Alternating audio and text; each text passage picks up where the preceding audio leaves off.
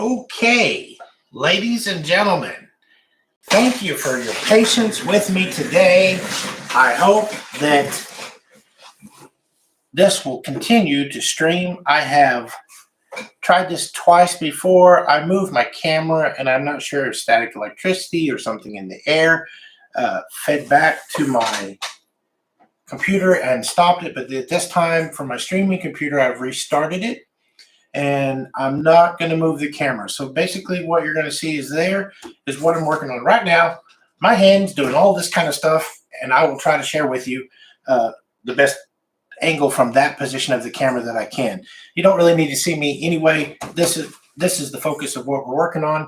And tonight we're going to try to work on some fans. And so in the follow-up of our last video where we talked about the importance of the fans, you can't really have too many fans, and the flow is important. And I expressed that we want to allow intake of air, fresh air from the front, this being the front of the case. Obviously, these are the feet, this is the top, and that'll come together as we see it. But we want to pull fresh air in this way to come over the motherboard, and we want to go out the top, being the top, and we want to actually have some air go out the back too, where this vent hole is available. So, I saw that a couple people had joined a while ago. I hope you come back. I apologize for the technical errors that we had there. There again, this will be posted up. If I make it through this video, it'll be posted for you all to check out at your convenience. There's been a lot of views on my videos, and I certainly do appreciate that. And I enjoy that you're coming along with me for this adventure. And I hope to share something with you that gives you something to look forward to in doing this yourself.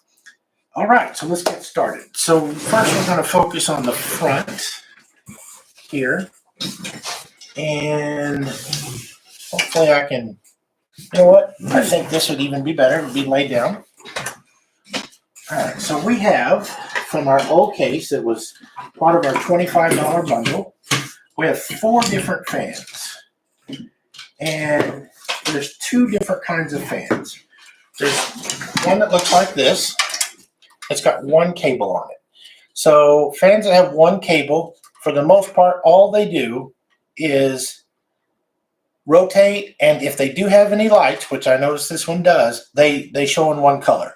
So more than likely, this is an individual 1 color fan, which is more than likely white. Okay, this is the one and only like this. The other 3 that we have all have a power cord, and they also have a little switch on them, high, low, and medium on that switch, so you can adjust that speed as according to what you need for temperature. If you're running a little bit hot, you can turn your fan up. If you want it a little quieter and it's still doing the job, you can turn it down a little bit. So each one of these fans have, of the other 3, this one, and 1 more here, we have 3 that are have the multiple switch. So because these 3 are alike, I think I'll put those on the front. And I believe, if I'm not mistaken, this is the intake side, and the railing on the back and the opening is indicative of the exhaust side. So as we want an intake from the front. So if you'll notice, I'll set this up here. There are 4 lines of space here. This is to accommodate, let me see if I can get you a little tool pouch here. This is to accommodate 120 millimeter fans, or on the outside 144 millimeter fans. These are 120 millimeter fans, and they have 4 individual holes right here. And for fan installation, they come with their own very specific screws. Because it's plastic, it allows you to tap into the fans with something that's kind of this gnarly looking, really ambitious threading, coarse threading per se, on that. And that's what allows you to screw straight into the plastic of the fan. And they do snug up really well. So on this one, I'm going to need a appropriate Phillips head. The better fit Phillips head you have. You got to put a little torque on these, so you definitely want to get the appropriate size Phillips head. That one's too small. Hour's got to go by on it. So, like I said, these are two different size fans. You got 140, 120, and I'm going to mount these on the 120, and you'll notice the holes in the fans right here line up perfectly in the inner side rail. So all I'm going to do is, here's the cords, and because this is going to be on the top, I'm going to run the cord straight up to the top, and then I can manage what I do with the power to that from the top. But I want the top one to be as high on the top as I can get, because when you can see it from the outside, I believe, well, there's a space here of where the power supply compartment is, and I think that's mostly covered up, but I want to be able to see the fans on top if they glow.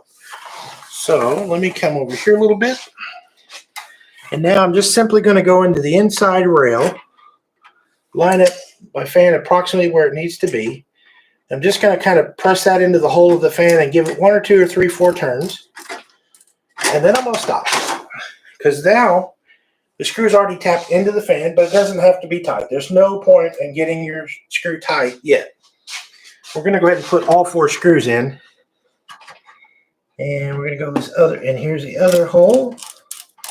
Tie that in there a little bit like that. Put another screw. Go into the top here. Just a couple threads. I'm still leaving that quite loose because I want to monitor it as I go. Hello, welcome viewer. Retro Vance, nice to see you, sir. Welcome to the channel. Hope you're having fun this evening. We're just goofing off. That's all we're doing, just goofing off.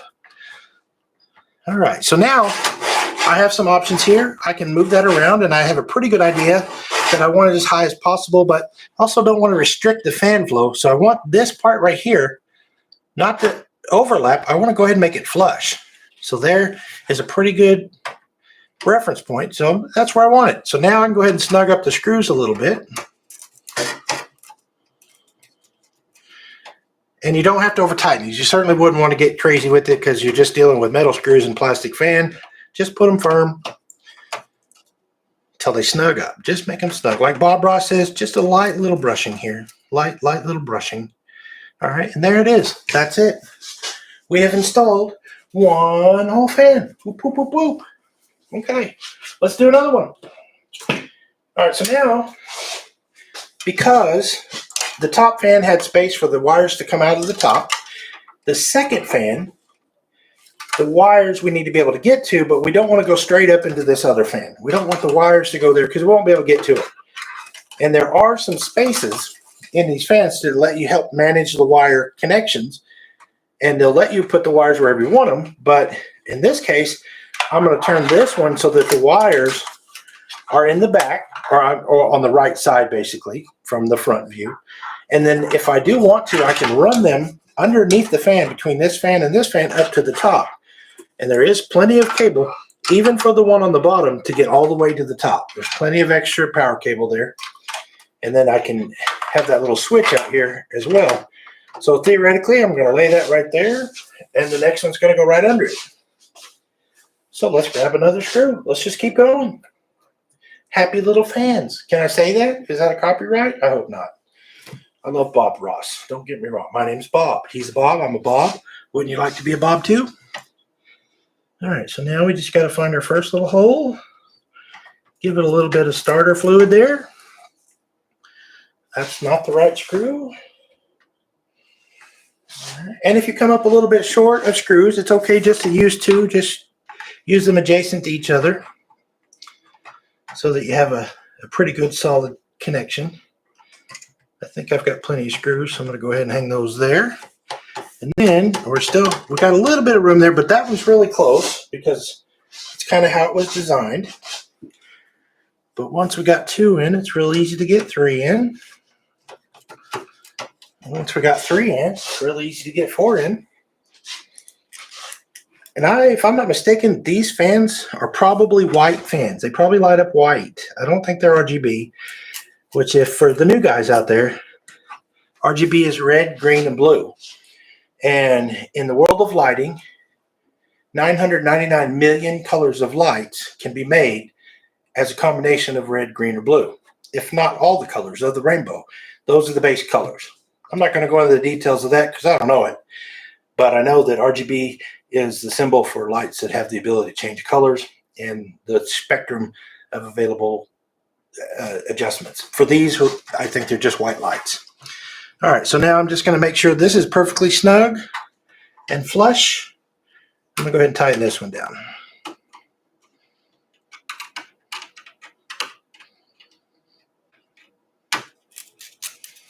Just snug. Happy little brush. Happy little screwdriver. Could I be the Bob Ross of PC building? Maybe. I don't know. I wouldn't throw it out of bed for eating crackers, but I'm sorry. That was inappropriate. Let's keep this a happy family show. But who likes crumbs in their bed? I'm just saying. 9 times out of 10, it's my own fault. I eat my own crackers. Okay, so there's 2 fans. Those are kind of nice and firm in there. See, that looks really nice. We got one more. And here again, I'm going to manage the wires down towards the case on this case side here. And they can go up behind and underneath these other fans here. And I can work with those right there. So then one more, and see how pretty that is? That fills up the space. This is not fan space anyway, but there's a black border down there that you're not really going to be able to see it anyway. So this one, we'll get a little closer to you here.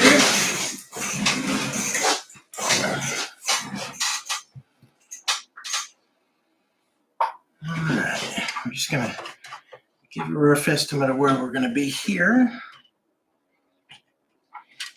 I lost the screw.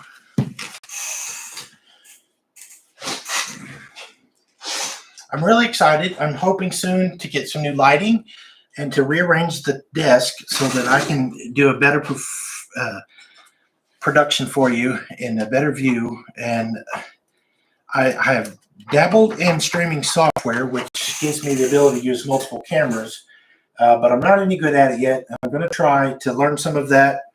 Definitely got the computers to be able to do that with. I just don't have the knowledge to practice. I'm going to do some practicing over my weekend off and get to know how to use that software a little better. And then at some point, I'll be making some videos that I'm just recording and then doing some editing, maybe some special effects, and then coming back to you later with a finished product that's a little better than this. But for what we're doing here, when the theme is cheap PC builds, we're also using the very basic YouTube Studio, which basically, if you hook your webcam up and you go to your channel and you go to stream and you select your camera, all you have to do is put a title in and a description, click a couple buttons, and you're ready to go live. And there's, I used to really enjoy live videos on YouTube, but there's not a whole lot of them anymore. Not real people, a lot of gaming streamers and whatnot. And that's okay. But man, I like to do things. I like to see people build and how-to videos and stuff. And so this is right up my alley. I'm kind of making the video of something that I would enjoy watching, and I hope you do too. So, all right, one more little screw here. And just make sure she's snug and not overlapping.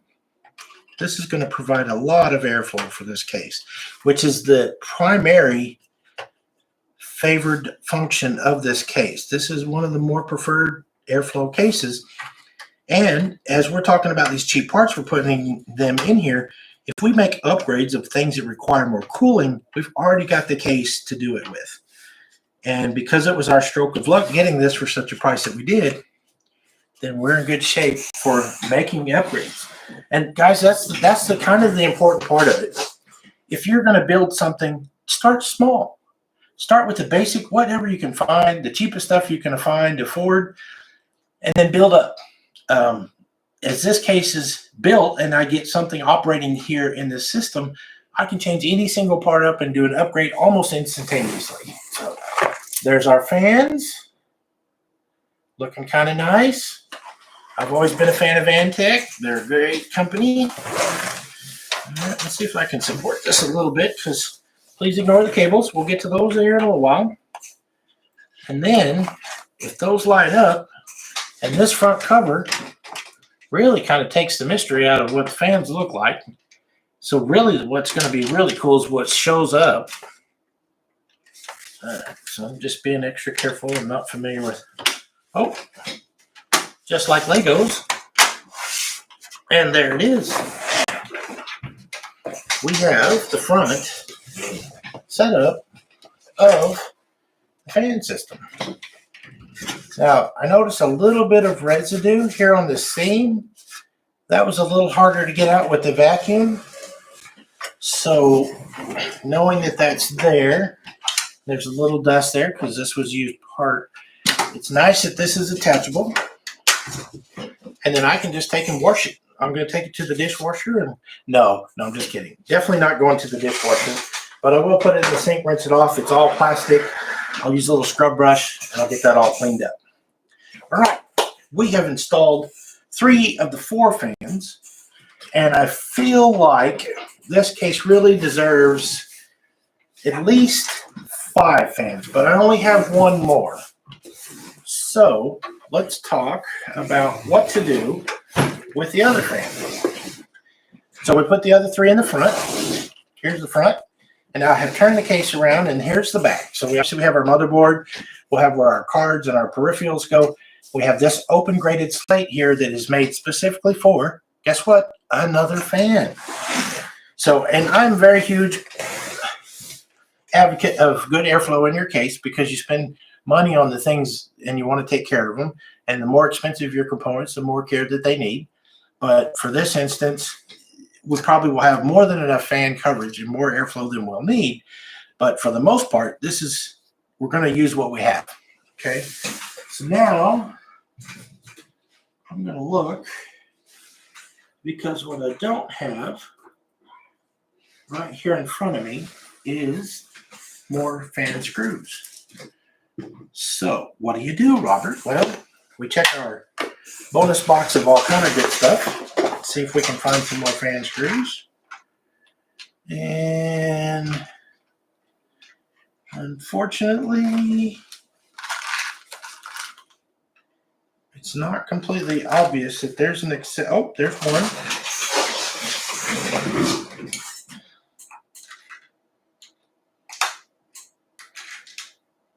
Sorry, I should have planned this out a little bit. There's 2. All right, so there's some fan screws in here. We only need 4 because we only have 1 more fan. And just remember, guys, when you're, oh, there's a 4th one. Got it. Nailed it. Just remember, if you do buy cheap used stuff offline to build computers with, you can buy other things too. Buy computers that don't work. You can buy computers that are really old and outdated, because 90% of the time, a lot of the screws and things will be compatible with other computers and even brand new builds. It's kind of a standard. This little kit right here is a accumulation of screws from multiple PCs that were no good, that were outdated, that absolutely had no use whatsoever, but I saved all the screws and other little components of things that I've come across. I've just collected it all and nicely organized it in this little box. And most of the time I can find the things I need when I need it in there. We did have some particular special challenges with this particular case, but that's okay. All right, so let's get on to this next fan. Now, if you remember, on the front of the case, we used this side facing outwards because we felt like it drew in through this label and exhausted through the blue, okay? Well, on the back, we want it to be an exhaust fan. We want it to actually blow out the case, because whatever heat that the CPU and the GPU make, which is the processor and the graphics card, we want to expel out the back because we're bringing all the fresh air in from the front. We want this to be in the same direction as the fans in the front so that it allows the air to flow all the way through, just that way, right out that way. So we're going to install this one in the same manner we did the front fans, in the same direction. So I found me 4 more fan screws. And there again, most cases have you an option for larger fans or smaller fans. On this case being 120, we'll use the smaller inside rail.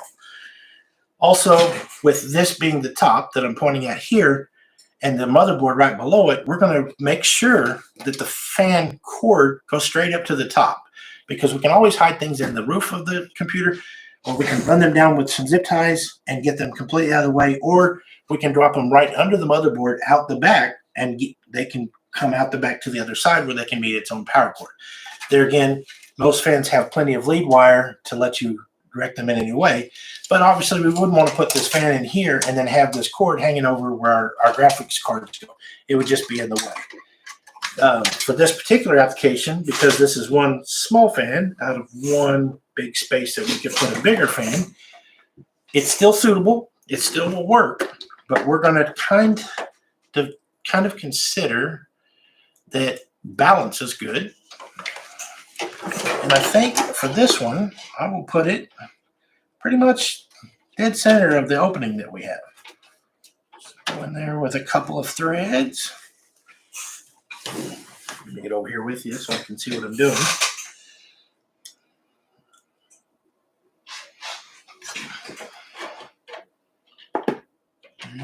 Add another one. And see, if I go too far, I can cover up some of that fan in the grate, and I don't want to do that. I want all the fan flow to be in the opening grade of the fan of the case. I don't want anything to be obstructed, any flow to be obstructed any more than I have to. It's just a safe practice. Good practice. And in this one, if this one's another factor is also, we showed that the other three fans that I put in the front had switches on them. You could set them high, low, and medium. This one doesn't have the switch on it, but very, very often a fan that you use back here can plug directly into the motherboard because there's a designation for it, and that can be controlled by the computer, by the motherboard itself. So I can set the speed anything I want using the BIOS or the software for most motherboards to control the fan speed in general. Same as with the other ones. The other ones can just be made to be set manually if you want. 9 times out of 10, though, you're going to have more fans than you have controllers for. And I believe on the board, on most motherboards, you have 2 or 3 fan controllers. But in a case like this, there's also additional fan controllers that work through the board itself and then plug into the motherboard. So that's way too complicated. Basically, this is a power plug. You find a plug for it to give it power, and it will work when you turn your computer on, and that's the important part. So, all right, now we've got an exhaust fan here. We got 3 intake fans in the front. That's it for fans. That's it. So, don't even worry about the power and the RGB and all that stuff that's right now. Let's talk about our first major wire. And if I can, it's hard to do this at the angle. I'm almost concerned about grabbing the camera, but let's talk about this first and we'll go from there. Okay, so this white plug-in right here, 24-pin plug, 12 on each side, completely open, no slots like that. And there's a lip on the side of that. There's only one plug that has the right connector to go into this plug. This is the main power supply for the motherboard from the power supply unit down here. And it always, all power supplies, whether they're modular, which means they have cords that you can plug into here and out. This one is not a modular power supply, so all the cords are just coming out the back. But on a modular one, you don't have to use the cords you don't need. But on all power supplies, they all have a universal 24-pin power supply plug for the CPU. So let's go find it. Let's go ahead and start wiring. One thing, wire. All right. So you look at this and say, Robert, oh my gosh, there's so many wires. Robert, what are we going to do? We'll figure it out when we get there. Robert, what are we going to do? We'll figure it out when we get there. There's no right or wrong. So now, some of these are tied down. I'm going to pull those out. I'm just going to pull all the wire. Okay, so this is, I believe, the case. All right, so here's all the wires that are just tied to the case. Here's all the wires that are tied to the case. They all go up here to the switches and the plugs and everything in front. Some of them are the USBs. One of them's a reset. One of them's a USB 3. One of them's an audio jack for your headphones or your microphone. One's a power switch. Hear that sound? That's a power switch. Someday, if you hang with me, we'll push that button. This whole thing will come to life. I'm excited. Can't wait. So ignore the case plugs right now. It's a whole mess. It'll just give you a headache, and we'll all have to go get some ice cream and reconsider life in general. Okay. So now I can see it, but you can't. I apologize for that. But here's the motherboard, and that power for the motherboard. Well, I said I could see it. That power for the motherboard is right here on the other side. Okay. And like I said, there's only one cord. Oh, see, some of our fan cords have made their way through. Ignore those for the time being. If it's right here, we want to probably bring our power up here if we can and go ahead and slip it right in there to get as close to the motherboard as we can, but leave as much of the wire in the back as we can. So if we look at the power supply, we start pulling out cables. Like I said, this is a non-modular unit. If you look at all these overwhelmingly bulk of plugs, and you just bunch them all up together, there's only a few different kinds, really. Some of these, some of those. And if you'll notice, all of these plugs are way too small for that big 24-pin plug. Guys and gals, this is an absolute no-brainer. One more cord over here that has one big cord, 24-pin, main power supply to the motherboard. Okay, so now we'll take this Medusa trap of cables here, and we're going to go ahead and put this one on top. And we'll let all this other stuff, they're all zip tied together, and there's no right or wrong, but we'll kind of spread these out to the side because we're not dealing with those right now. We won't even use most of them. But here's our power supply to the motherboard, and we know that our motherboard connector is right here. So we're going to run this all the way up to this slot that we have that's open and available. And we're going to just stick it in there. Okay? And now that's all the slack we have, but it's there. And let's see if we just make sure we have enough room to get to that.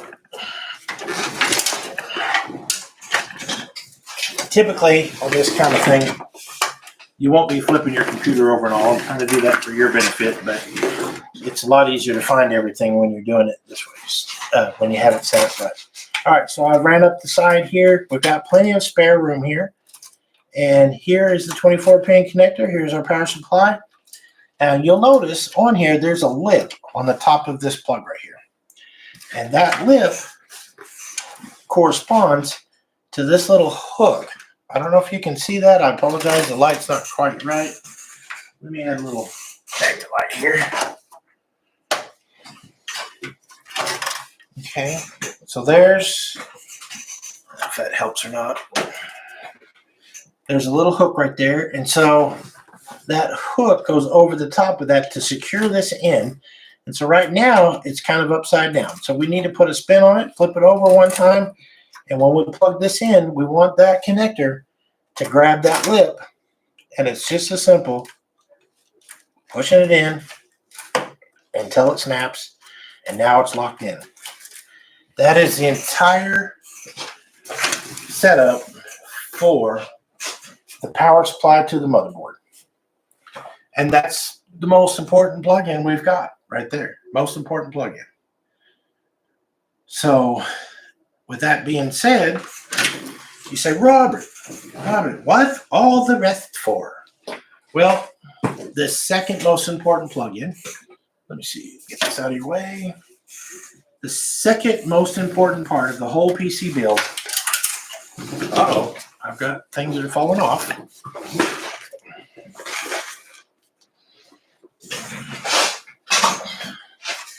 All right, bear with me here a little bit. The second most important thing, other than power to the main motherboard, is power to the CPU.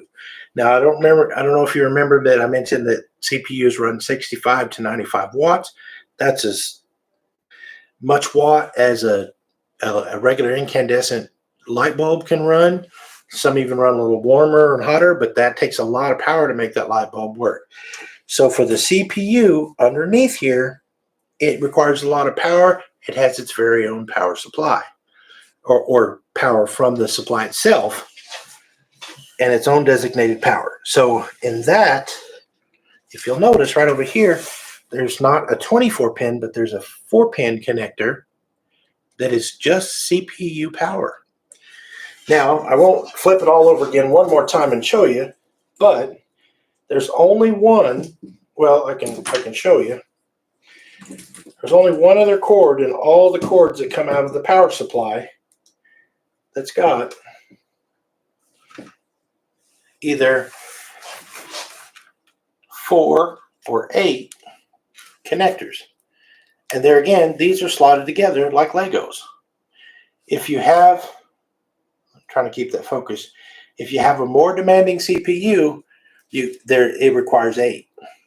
For this application of this older gaming motherboard, this older motherboard in general, it only needs the 4. So that's why these are separatable. We don't need them to be together. But if you needed all 8, you could slide them together. They kind of lock like Legos. You can plug them in both at the same time. So now that, I'm just going to manage similar to my other cable, because that's all the way at the top. And it's right here. I'm going to try to cross the back and reach in and find that power cord as close to that opening as I can.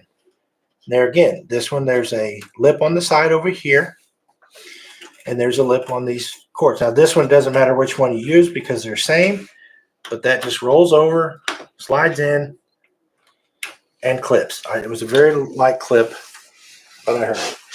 Now this you can just tuck back in, or you can, if you've got enough room, you can hide it, but then that's gone, and that is your CPU power.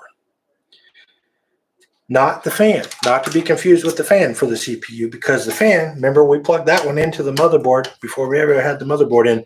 That's just power for the CPU fan. That power coming from the motherboard also supplies the computer to be able to see that fan, and it'll know how fast it's going, and you can change the temperature to help assist the cooling of the CPU underneath if need be. So now we have installed four fans, motherboard main power supply, and CPU power supply. Now, for all practical purposes, we could pretty much put in our power supply plug here and turn it on, because the motherboard has power, the CPU has power, the fan for this has power. None of the other fans have power yet, but they will. But for the most part, that's all that would need to start the process of powering it up. So, in that, we have to consider what our next step would be. We've got power. Let's look back here at our homage of collection of collage of cordage.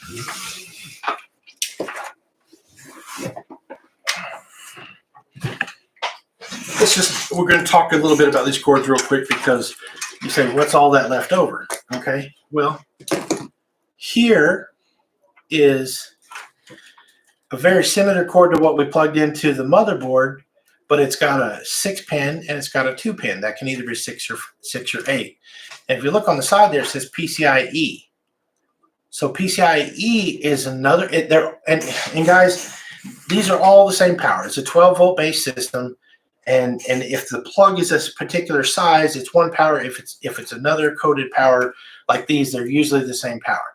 PCIe is one of the slots that you like. Well, let me show you. When it says PCIe, it's referring to this connector that's on a graphics card. This is a PCIe plug-in. On the board, there's a PCI slot. This plugs into it. Well, obviously, wherever I drop that doesn't go here, but very often a graphics card requires additional power to work. And you see here, there's either a 3 or a 6, or I apologize, 8 or 6. Okay, well, there's an 8. there, and there's one that can be 6 or 8. So when we go to install the graphics card, because it needs its own additional power, same thing. We got an 8 and we got a 6. And that's the power for the graphics card. Now we're a little ahead of ourselves, but that's why that cord looks different than the others. So I'm going to take that off. We don't want to get too far ahead. The graphics cards themselves have a CPU in them. They have their own little processor, just like our motherboard, so they require a lot of power to push that too. But when we get ready to install the graphics card, that's what those plugs are for. All right, so now the other plugs, well, almost all the other plugs, and I'll bunch them up here really neat, come from the same cord. There's multiple little tabs in there, and I like to keep my cords kind of threaded properly so I can work with them. These will all be together. These are 2 different kinds. And this is called Molex, and the Molex is a little 4-pin plug-in. It's just like anything else. It's an extension cord for power from the power supply to almost anything. Anything that requires power, especially the older stuff, has Molex. It's this 4-pin like this. And the newer thing has a thing called SATA cables, or is that what I'm saying? It's a SATA power. We'll get, not to be confused with SATA data. So this is data cable for information, and this is power for the same kind of unit that require SATA style connectors. Okay, and that's the only 2 kinds there are. They're Molex and they're SATA, and each one of those can provide additional power to any kind of unit that needs power. Hard drives, disk drives. And really, for this unit, we're gonna have a hard drive, okay, and hard drive is going to be the primary storage for this one now. But obviously, a Molex won't go in there because it's the wrong size. But then the SATA is what goes directly into a component, and it only goes one way because there's a little leg on there, and I always get it backwards the first time. But you can look in there and see where the leg is. It just snaps in there. Of course, you want to be gentle with this when you're doing this. You really want to mount your hard drives, which we may do that next. But then once you plug in there, but it still needs, that's the power side of it. But then it'll also need data, which is, like I said, SATA power and SATA data. It kind of rhymes, don't it?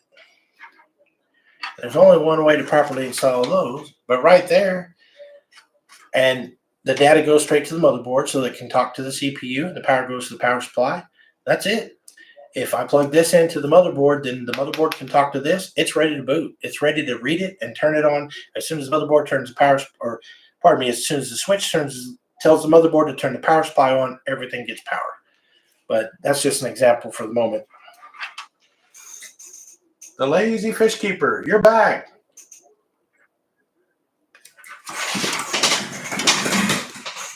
She nearly broke. Why can I not see that? I'm back. She nearly broke it. What did we break? I don't know what we broke. There's an icon before there. Welcome back, Lazy. It's good to see you here. Awesome. Thank you so much for being here. So that's it. Those other powers right there. We'll probably need one of these for the hard drive. And if we, you really don't even need these anymore. The CD-ROM drives, the DVD-Rs, the readers, all that stuff. If you really, really need, and that's one thing that plugs in with that SATA power and data as well. It's a very common situation.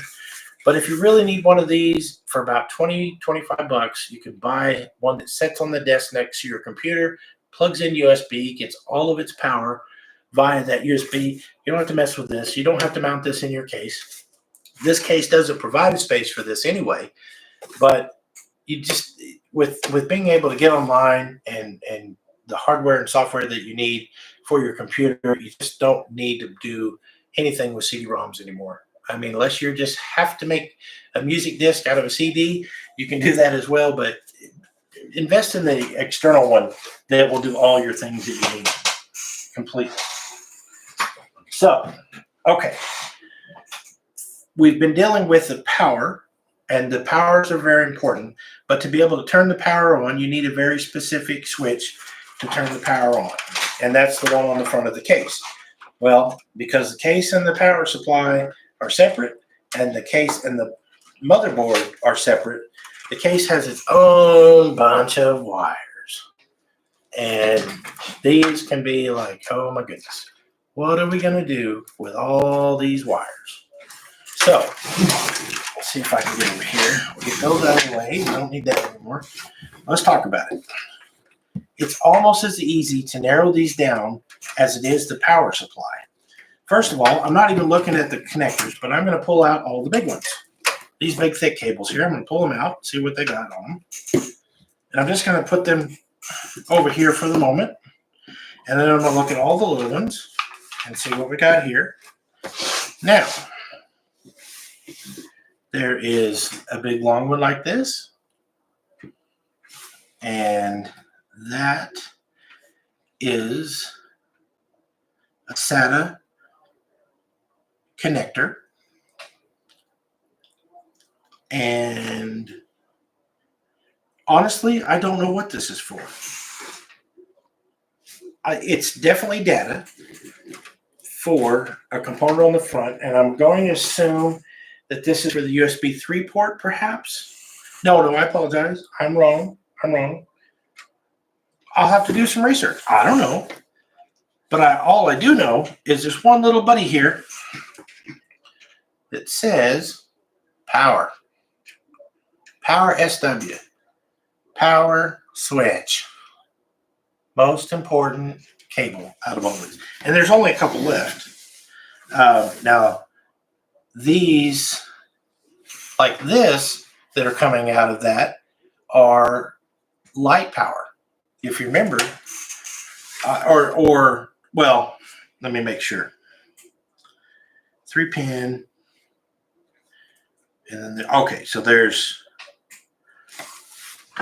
power, and then there's another plug on just a couple more of these, because this case is controlling RGB. Here is color control for an RGB strip, which is lighting strips, okay?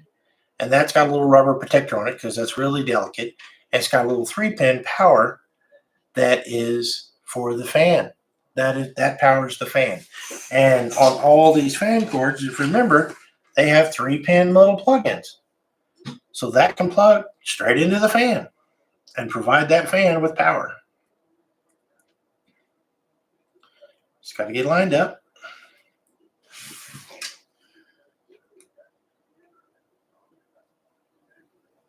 Now, certain compatibility issues with older versus newer are an issue, and I got to make sure that I space that in right, I think.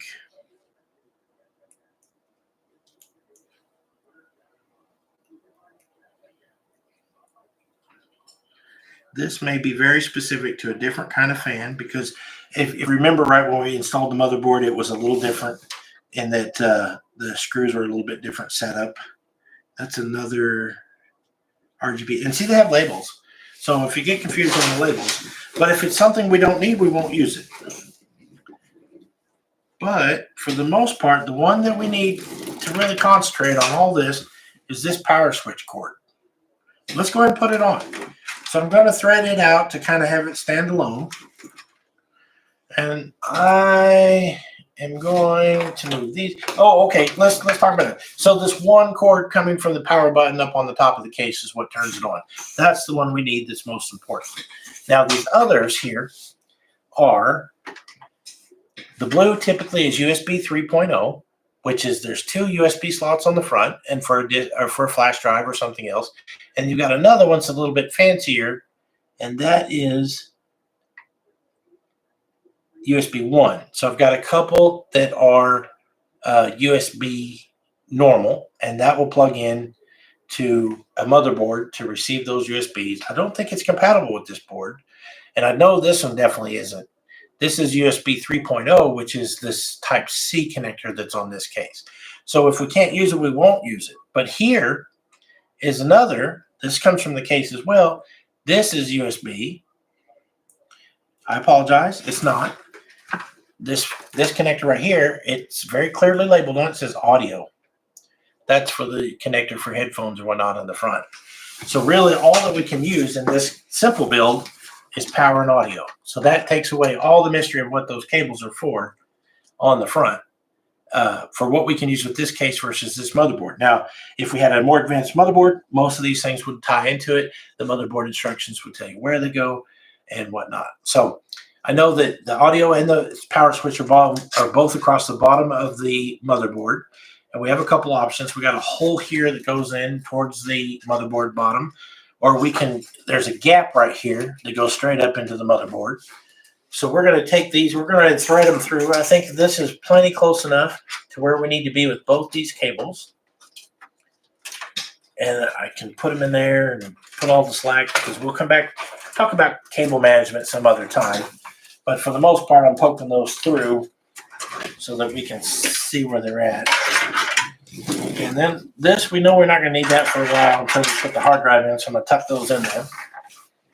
We're going to come back around here. And see if I can give you the best angle. Here are the two cables that I just put across. Okay. Audio, which almost all the time,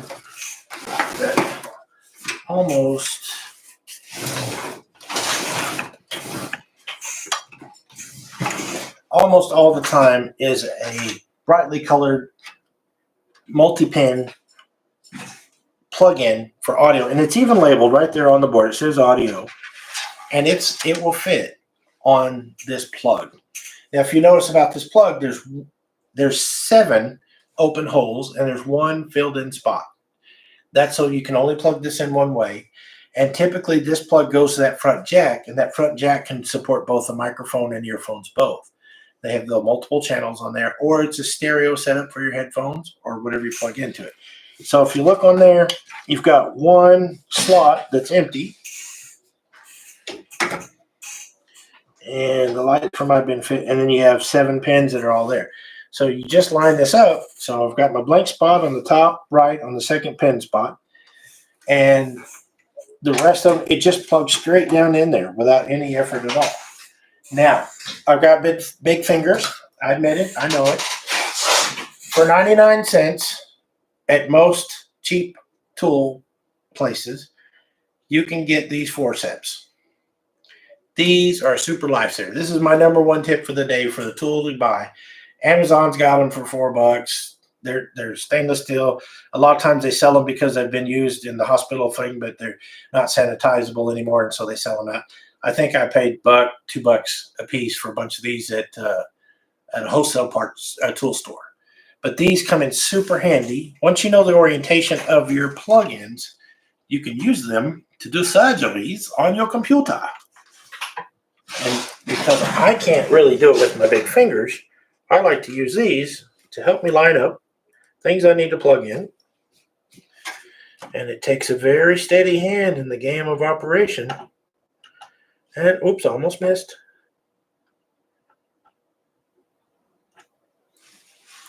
I feel like I'm getting where I need to be, but I'm missing. And it's important to be careful when you don't force it. It doesn't take a lot of pressure to get it on there, but they do need to line up.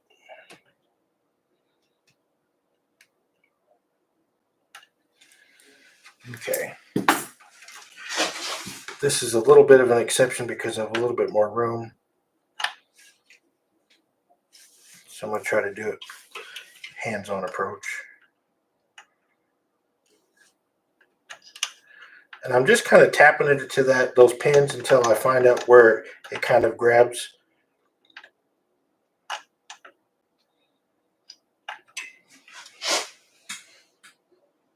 Just making sure, double checking. Like I said, don't force it. There's only one way for it to go on. Just kind of poke it until you figure it, until you find it.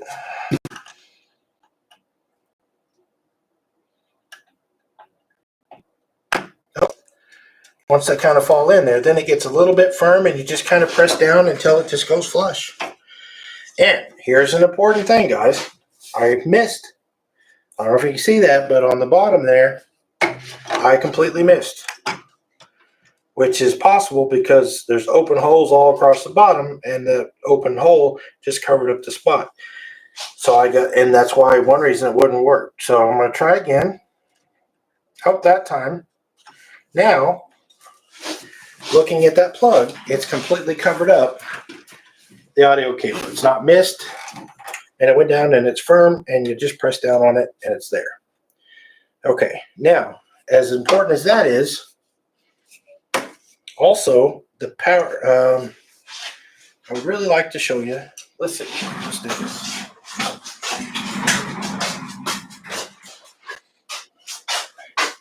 Here's my tip 2 of the day. Here's my cell phone. A lot of the stuff I can't see. I can't see it like I used to, but I know it's there and I know where it is because the user manual says so. So if you're like me, old and can't see nothing, you can use the camera function on your phone to take a good picture. And then you can look at that picture and you can zoom in. Just like that. F panel means front panel. Okay? And on there, if you'll notice, if you'll notice, you can look in here, a lot of things are written and a lot of things are not. If it's not written, there's an instruction manual that tells you, the motherboard information that you can get almost any motherboard online. You can look up this part number, it'll show you the manual. I'm sorry. I didn't plan this out very good. Anyway, if I'm making you dizzy, me too. All right, so the front panel connectors, those multiple pins right there. The 2 red ones, guys, are the power. I just know it. I've looked it up. Every computer is the same. The orientation of that is you've got a green set, a yellow set. Then you've got the red one on top and another set on the bottom that are purple. And then you've got the black side. There's one that's black, and it's just got 1 pin. And then you've got 2 more sets of individual pins. I don't even know what all that's for, to be honest with you guys. But I do know that this power switch typically doesn't matter, right or wrong, left or right. It goes on the red. So you line it up with the red buttons, and you press it down, and that's it. On other motherboards, there's more that goes on there. This case has a little bit of a controller for lights and stuff in its own cords, so that's not necessarily in there. Another plug, the first plug that would be on most motherboards, the first set before the power supply, is the blinking hard drive light that lets you know there's activity on the hard drive, and also lets you know if there's a front light that shows when your computer's on, or the reset button. This one probably has a dual function reset, which means if you press the power button, it turns on. If you hold the power button down, it shuts it off. If you tap the power button while the computer's on, it'll restart the computer. That's pretty typical of a single pin on the power. Okay, so that being said, we have 2 things to consider here. 4 fans, 4 individual power supplies for fans. I've already tried to plug it into the case provided switches, and they don't work. They don't match up. But on most motherboards, most motherboards, you have multiple places where right here, this little white one, I apologize if I touch the camera. I think it'll shut the Sim voice for video. Hello there.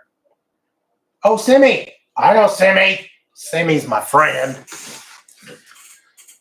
Absolutely amazing person right there, guys. Hi.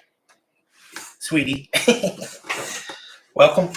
Glad you're hanging out with me. I'm sure you've got some master gaming program to do, or you're hosting a big party, and I'm just goofing off. That's what I'm doing. So I'm sorry I got distracted. Beautiful women always do that to me. So let's go back to where I was at. Okay, so this little white controller, I just know, and I looked at it, it says right there, fan controller. So for all practical purposes, I could take any one of these, and you'll notice there's a tall slot right there on that fan. And there's 3 pins on the thing. There's 3 pins on the board, and it'll only let you plug it in one way. Just make sure that you get your plug-ins lined up, and it'll go in there. Okay, well, we may manage some cable later, but for the practical purposes of this, we'll just slide it over there to the side. So this being a fairly generic motherboard, there may not be a lot of those. That may be the only one I find. So it is possible to use those extra cables on the power supply to get more power for fans with different adapters in most cases. And you know what, guys? I think what I'm going to do for the most part is take that front single fan off, and I'm going to put this rear fan on here because it's so much closer, and it's perfectly supplied. So now I'm just scanning around. There are not a lot of options for fan power on this motherboard. One of the drawbacks of an older motherboard, and we are dealing with some retro equipment here. It's probably 20 years old, but I'm going to go ahead and use this rear fan cord for that one. And I'm going to think about what to do with that when I go to put something in. I may have to run that. We can always reconsider. We can always turn the fan around and run that cable down here and get behind and go back, but we're going to have a graphics card right there. So for the most part, that's in the way unless we can get it flush on the board and run it up like this, which is fine. The wires and stuff are insulated. So basically, I've just kind of snuck it in there between components, and it's going to rest there because this bridge right here, the black bridge, is for the graphics card, and it'll sit in there, and there's plenty of space underneath it. And once I get the graphics card there, then I can figure out where to put this, and I may just tie it up there because it's not critical. All right, so we've got a power switch. We've got audio connector. We've got power to the motherboard. We've got one of the fans plugged in. And for all practical purposes, if we plug this power supply in, it will turn on. But we're missing a couple things. What are we missing? Well, a hard drive with the information, with Windows. We have to have a hard drive with Windows on it. Well, guess what we got? We got a hard drive with Windows on it. Now it says Vista, but I don't think it is, because when I looked at this is out of our cheap $25 bundle parts. And it was, I believe I booted up and it was Windows 10. I think somebody wrote that on there. It's been bumped up to Windows 10, which is fine. It'll still work. But this is the next thing that we need to provide power for, and the data. And for this particular case, it does make an exception for those drives, but it's going to be back here. And this is one, and now this is for an SSD drive that's much smaller, about 2.5 inches. And then this other one, which is 3.5 inches, is a little bigger, but the gentleman I bought this case from had the forethought to know that this was part of the setup, and included this case, which have never been used. These 2 brackets were included. And what is this bracket, you say, Robert? Well, it's a hard drive bracket. And where does the hard drive go? It just slides right in there. It just goes in there like it's supposed to. I don't know. I'm making it up. I'm just saying. I'll figure it out. So it does go in there, and there are some pilot holes here and some spaces for you to be able to secure that in there. It's these rubber bushing ones here too, so I'm assuming that this goes in like this, rest on there, and I'm just going to look through here and look from the holes to line up. And nope, it's intended to go this way.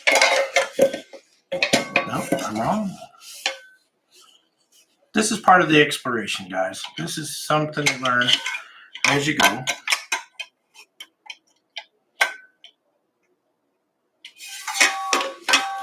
And like I said, this is a brand new case for me too. So I got some things to learn. All right, here, I'm just noticing that here's a bushing, here's a hole, here's a hole. And it's really good to install a hard drive with 4, and there's a bushing, there's a hole, there's a hole. And so it's got, and there's slots over here. That's for something else. Probably a cradle to hold it in. And so if we figure out, oh, there, yeah, I see a Happy's Place. All right, so with that orientation that we had to kind of figure it out, it lines up with these little holes. And the bushings are because there's a hard drive element in there. The hard drive itself spins very fast. And so it does have the ability to create a vibration. So the rubber bushings do serve a purpose in being able to allow that to absorb some of that vibration. And there, it just takes a normal screw. Most of these are generic, and I should have checked this already, but I'm pretty sure. You know what? I'm going to check it out here just because I can. Yeah, so I wasn't far off. That's perfect. Now it's just a matter of lining it up in the hole. Slide that over till it falls in. And can I find it? There it is. Oh, nope. Just kidding. Psych. All right, so I just had to apply just a slight bit of pressure. Grab another glue. Now, the orientation of hard drives and whatnot are totally different on a lot of that one went right in. So now it's secure on one side. I'm going to go ahead and put 2 more screws in it. And I didn't screw them all the way down. I don't want to put a lot of pressure on them. Just do want to make sure that I line them up and I get a good bite.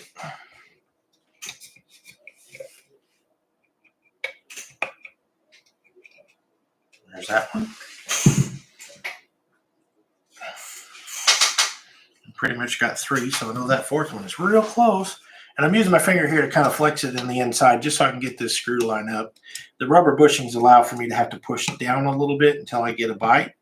And I'm not going to mushroom that rubber gasket completely. I'm just putting those in there strong enough to make contact and still hold the drive, because this is never going to go anywhere. And there it is. That's how you install basically a hard drive in the case. Now for this unit, let's see what our options are. We have the most, I believe this is correct. So we're going to get all these cables out of the way. We're trying not to tie up into the things we have plugged in or pull them out. So we'll just kind of pull those to the side. In this particular case, there are slots all along the bottom inside here. You can see my fingers kind of running through them. And this one has little slots that will tie in to those slots. And for the assembly on this one, you basically just slide it in till you drop those 4 tongues, per se. Let me get this flat so I'm not making a mess. Till you find that spot and you slide it in. And that's it. That's pretty much how this, it's kind of firm. It's not super tight, but that's where it was designed to be. And there's actually a little tab right there that I believe should lock that into place, if I'm not mistaken. I may have to figure that out later, but unless I'm in the wrong grooves, which is very possible, because it should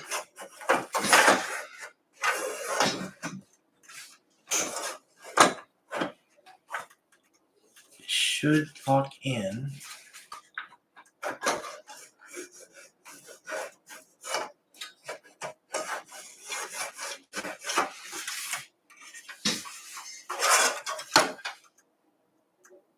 Yeah, so there's a lip right there. So I wonder if that's not.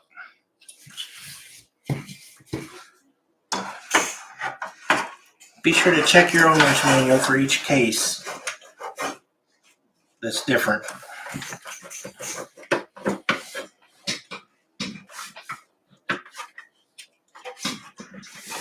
All right, bear with me just a moment here. Oh, okay.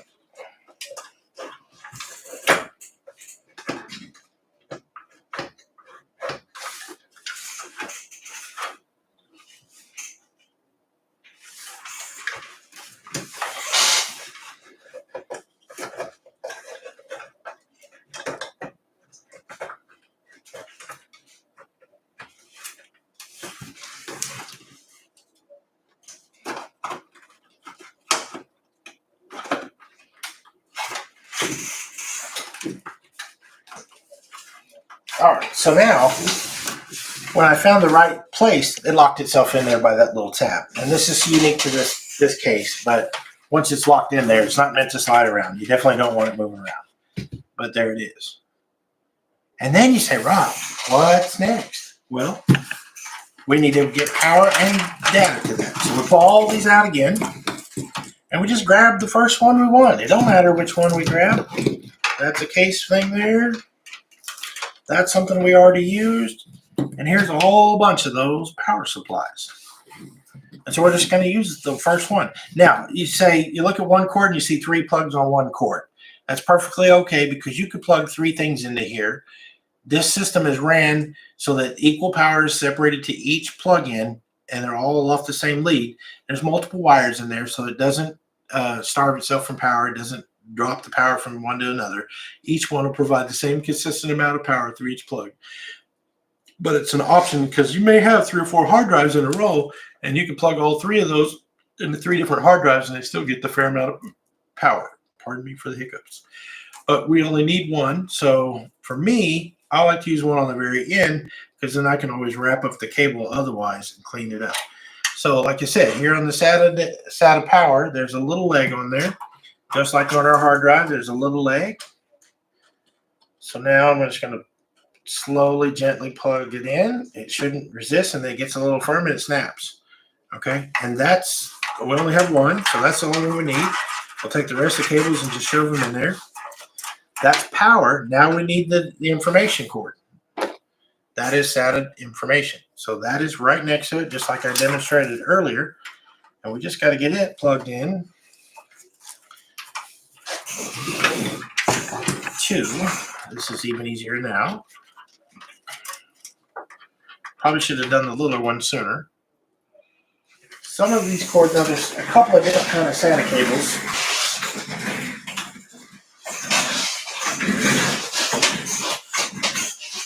And I'll put that back where you can see it. But if you'll notice, these all have the same connector there, but this one has a 90-degree on it with the little tab. I like to use the one with the little tab on the motherboard because that locks it in and keeps it from sliding out. So I'm going to use that cable just because it's here, and I'm going to go ahead and plug this one into the hard drive. And I'm trying to get to that where you can see it, but I've just got to go right there next to the power. And it's a good thing to play with this before you put it in. As far as the cables and the cords, I could have plugged the cords into the hard drive before I slid it and locked it in there, but that was a learning process on how to figure that out. So that leg is on that side, and that should go right there.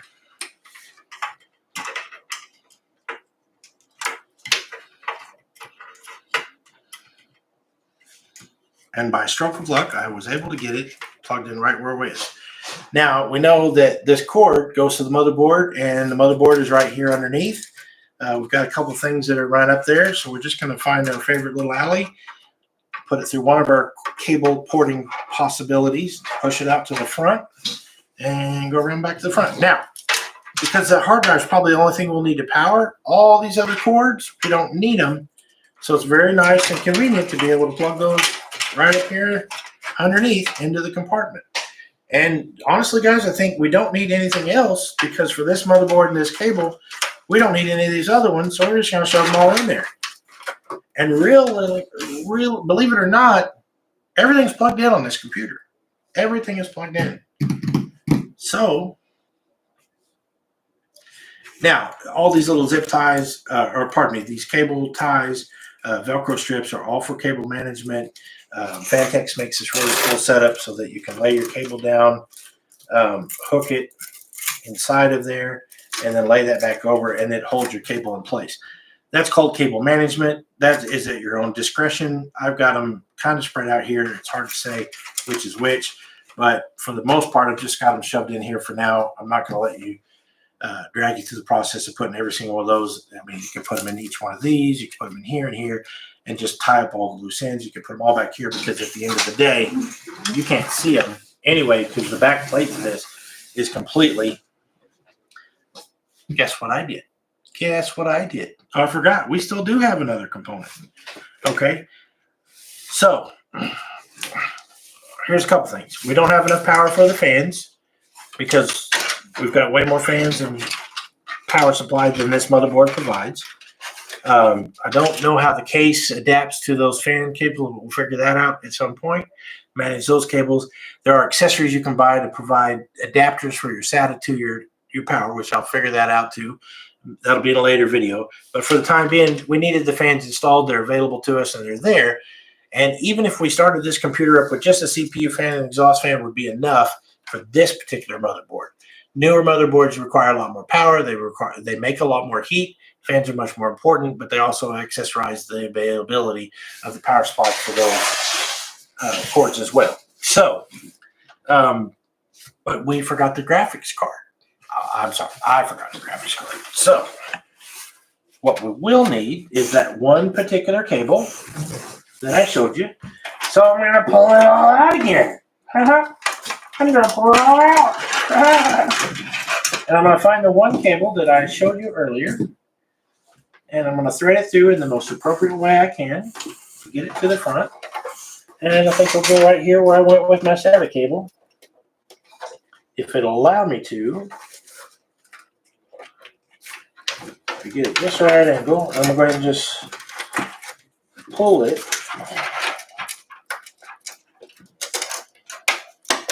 all the way through and lay it over front. Then I'm going to shove all that back in there. And I will do a lot neater later, I promise. Even some zip ties. So please don't hate on me for poor management. All right, so here we go. SATA. 6 SATA ports. It does not matter which one you plug your hard drive into.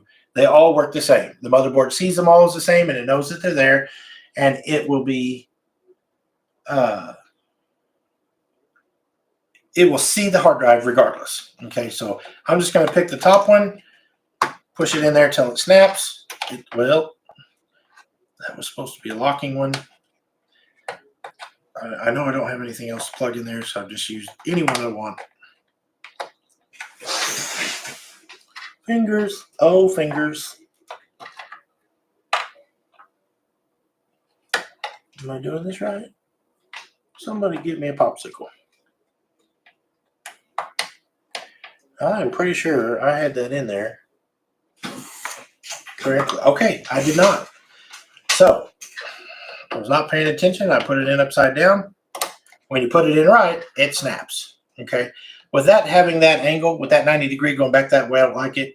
So I may run that cable back through here and go that way. A lot of times on most motherboards, there's other SATA connectors of different orientations. This one just happens to be this way. It's even possible that I'd run this straight out and go back down in there. But that being said, that's not a concern right now. That's the information we need from our hard drive to get the thing to go. Hard drive's hooked into power. This is the power I showed you for a GPU. And this is the GPU, graphics card processor. All right. Now, here's what I do know. I know we're using a really old motherboard, a fairly new case, and a decent power supply. that motherboard may or may not see this graphics card right away. I know from our $25 purchase of all the stuff that we got, this came with a system that was similar to this motherboard, DDR3 memory, and an AM3 chip for AMD. And so it's very likely that this will be compatible and we'll work with it. I don't know that for sure or not yet. We'll find out. But we're going to try it. If it doesn't work, we can always switch it out to this little bit lesser card that came with our bundle. You know, and like I said, I mentioned PC Part Picker before. You can still go back and put in older motherboards like this and find out what's compatible right out of the box. The thing that makes it not compatible sometimes is the memory that's on the board, which is called the BIOS. That will sometimes not be familiar with the graphics card. That BIOS might need an update to see the graphics card. 9 times out of 10, though, if you've got components that are about the same age, that support's already there. So the thing to know about a graphics card is the black slot is the most efficient one for a graphics card. It's closest to the CPU, and it's the one that transfers the most information. It's designed for the graphics card itself. Okay. So you got to make sure that the slot's clear. And in this particular case, you kind of eyeball it, set it off in there a little bit, see where the case is. And you notice you got one gate right here. Okay. Well, the gates are removable. They're thumb screws, but they also are screwdriver screws. Oops. Anybody see there where that went? I didn't see it. And that just pops out. And we've got some openings over here, too, that we can come back to later. Oh, there it is right there. That's probably the screw we need for the back plate. Oh, did I mention that I talked to Fantex tonight? Yep. I got an email from them. They said, hey, if you don't have that screw, let us know. We'll send you one. Good job, Fantex. You're awesome. Appreciate that. I offered to buy a whole screw kit, so we'll see what they come back with the email before they send anything off. And we'll do the thing with the back plate that we did. So now that I've got at least the top two open, I know that that's what this needs. I'm going to go ahead and slide this in. And you just want to make sure that you get your openings here, the things that you, to the back. You need to get the tabs down here into the motherboard. And there's only one spot for them to be. And so they slide in there and they connect. And you notice I put that one fan wire, it's down there low. It's not going to emit. It's not going to hit anything because it's this high off the ground anyway from the motherboard. But this little tab is to lock that motherboard in. So let me get focused here. I can see most of it from here. I can kind of guide in this part, slide it down slowly and down into the slot. And then when it snaps, that's it. That's a good thing. All right. Now, this is an extremely heavy graphics card. In some cases, there's external support, but always, always use your provided screws and pieces to resecure this. So this secures just like the other plate did. And it's got 2 spots for 2 screws, but I've got 1 screw and I'm going to use it. There are some graphics cards that are quite a bit heavier. But this one's going to hold this one in place just fine. I'm going to kind of put pressure on the graphics cards because I want it to take the weight off. And then when that screws down, that firms up quite nicely. And then I can always come back and add this in later if I want, but it's not going to hurt to have that opening right now. See, it almost fell in there like it wanted to go. All right, remember what I said? We got an 8 and we got a 3. Well, we got 8, we got a 3, and with 1 extra. So for this particular case, and there's a notch on there, I'm going to use the 8. Like I said, this is the only place this one can plug into. Then I'm going to use the 3. And it's got a little catch on there, and it locks in, and it should keep it firm. And there's not really much you can do about this cable on almost every GPU. They've started making new controllers like this with cables on the other side, which is really awesome. But for the most part, that's that. That's how it plugs in for this time. So guys, thank you. I've been here an hour and 20 minutes. We had a little hiccups, but we got it put together. There's nothing else to do for this particular part. With what we have, with what we can work with, this is all we can do. Now we don't have power to the front fans, which to start this thing up and go with it is not going to be an issue.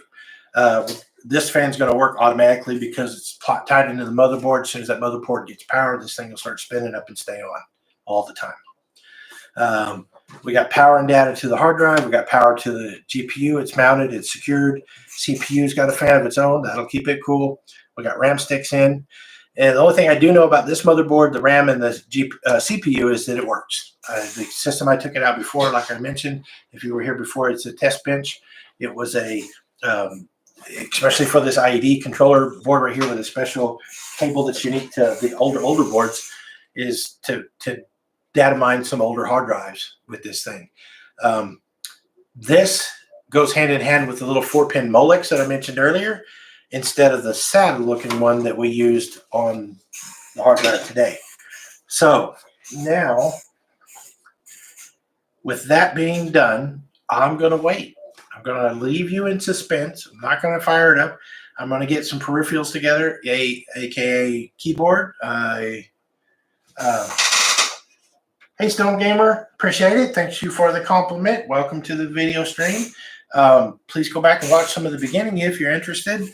I'm not sure how long it is. 4 people. Hey, 4 people. What are we all doing up this late? But guys, this is the complete build. And the cool thing about this is you can do it too. You can follow step by step. You can learn how to do it. And it's not much. I did this all in one night. And if I weren't trying to explain what I was doing and show it, you can get down to being able to do this in about 20 minutes, 30 minutes. And if you had a new component, all you do is disassemble to what you need, put the new component in, build it back up. Like I said, my intentions with this is to get it up and running, just show that we can, put it all together, play with it a little bit, and then slowly upgrade it. But we're going to find good deals on the upgrades. We're going to buy you stuff online. We're going to see what we can do to keep this computer cheap, but also bring it up to where we can play newer and better games with it. And the intentions of this is not only can you learn how to do it, but you can show your kids. You can build your kid's first computer. Once I build this up, it's got enough in it, even for this stuff that's about 15 years old, 12 to 15 years old. This will still play Fortnite and some other games, maybe not at the highest resolution, but at lower settings, it'll still work. Wolfenstein, anybody knows what Wolfenstein is, gets extra credit tonight. I'm sure Stone Gamer probably does for sure. But back in the day, we'll go to the library, play Wolfenstein on 16-bit. I'm telling my age out. But guys, thank you so much. Please like and subscribe to the video. Our next video, very soon, possibly tomorrow, will be putting some power to this bad boy, putting a keyboard, putting a mouse on it. I have, believe it or not, I have an Arzopa portable monitor from TikTok Shop. The only thing I've ever bought off of TikTok Shop. We'll do a little demonstration of that, how that works, and show it off. And I'll show you how to plug in the monitors and stuff to this. I've got a monitor, we'll use that for it. But we'll get it powered up. We'll turn it on. And if it works, it works. If it doesn't, I'll show you what I have to do to make it work.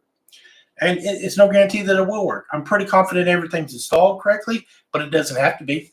It could be wrong. And that's okay, because when you do something wrong, you figure out what's wrong about it, and you fix it, and you make it right, and you accomplish that achievement. I'm here for you. I'm happy to show you. I'm happy to answer any questions. I'm always looking forward to anybody reaching out to me. Send me I see every message that comes to my videos, and I will for a few more subscribers at least. We're up to 69 subscribers, I believe. I'm so excited about that. I had 38 subscribers for almost 15 years on YouTube with no effort whatsoever, just a few videos for fun. And I've gotten interested in this. I've got interested in showing you how this works. And my subscribers and my views went up through the roof from what I'm used to. And I certainly appreciate that. But I'm here for you. As much fun as this is for me, it's also for you. And I'm here to help you. If you have a computer problem and you see this video and you're one of the 200 or 300 that actually see it, I'm getting 200 or 300 views. If you have a problem, send me a message. I'll call you. We'll talk about it. We can live stream. We can Facebook. We'll get video cameras. I can point at things. Anything I can do to help. And I'm in the Oklahoma City area. If you're in the Oklahoma City area and are available and you just want to hang out and talk about computers, you want to come be on my live stream with me, please come. Let's hang out. I work late I get these videos are created after midnight. Usually, I have 3 days off a week, but this is a fun experience for me, and I'm more than happy to share it. I can't wait to get this thing powered up and show what it does. I'm especially excited about this little LED strip that this case has. I'm very fond of the relationship I built with Fantex Case Company. Their service center is on point. I get a response right away. If I send something tonight, it'll be there before I wake up tomorrow or tomorrow afternoon. Um, if you needed something from Apple, you probably wouldn't get that. But for the most part, they've been super great. They've offered to send me the screws I need for the backing plate that we still need to put on. But the cool part about this is like building an old 74 Chevy Nova from scratch. First, you take it all apart. You put one piece on it at a time until you get it there. And if the one piece you don't like, you upgrade it. You get a different piece. You get a bigger carburetor, bigger motor, bigger transmission, bigger tires. But in the computer world, it's just adding a piece at a time. And if this system works, it would be great for a young person's first time fun computer. Fun. We'll do other things in the future, but for tonight, let's going to end this up. It's very good to see my friends and people that I know.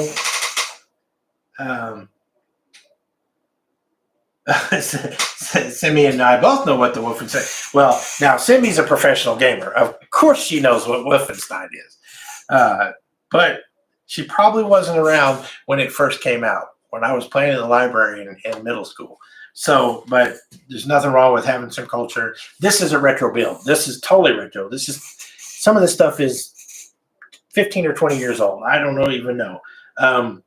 When we get it running and I open up the BIOS, which is the memory that's on the motherboard itself, it'll have some dates on there. That'll be fun to see as well. But I'm going to go ahead and end this off. It's an hour-and-a-half long video that I've just been rambling, and I keep talking, keeping everybody laid up at night. Thank you for being here. Love you all. Please come back and see me. Tell your friends. And like you said, if I can help you, you can help me. We can work together. Just do computers and just to have fun. Let me know. Hook me up. Send me a message. I'll respond to every single message I get, and I have the best of my ability so far. I don't plan on being famous on YouTube, but I welcome all new members and followers and subscribers. And I don't just do computers. I have some other hobbies that I enjoy, and I'd love to share those with you in the future. But right now, this is a passion. So good night. God bless, and I'll see you again soon. Well, every content creator says, "I'll see you later." No, I can't see you at all, but I know you're there, and that's important to me by the messages that you send. I appreciate you very much, and thank you for your follows. And with that, good night.